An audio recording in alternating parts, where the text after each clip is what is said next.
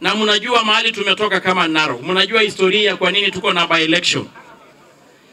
Marehemu mzee wetu Bulldozer, ambayo ndiye baba huyu kijana Kanyinge, alikuwa Mungu amemkubalia nafasi yake ya miaka 2 kuongoza nyinyi baada ya nyinyi kumchagua. Sisi kama UDA tulikuwa na kiongozi wetu, tulikuwa na candidate, lakini nyinyi mlichagua Bulldozer.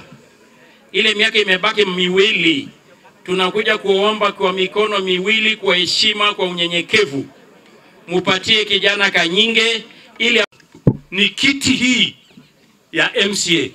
Na niliwaambia sisi wakati huo tulikuwa na candidate yetu na ODM ilikuwa nao, lakini walitushinda.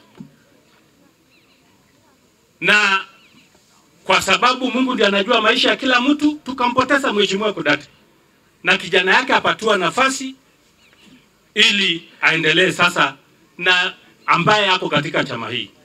Niliwaomba saa ile, bado naomba ya kwamba kwa hii mwaka 2 ambayo imebaki, mwaka 1 na kitu, tafadhali wana UDA na Broadbrace na wananchi wote ambao wako ward hii, tuunge mkono huyo kijana Kanyinge aingie amalize ile tamu ambayo baba yake alikuwa, tumpatie kwa heshima zote.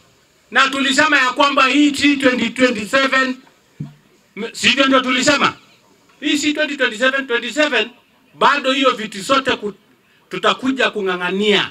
Viti sitakuwa wasi 27, ile tulisema tu hakuna kungangania ni ya rais. Hii zingine zote tulisema tunangangania. Si namna hiyo? Na wadosi ya kuamua ni nani? Nani anaamua? Nani anaamua? Nani anaamua?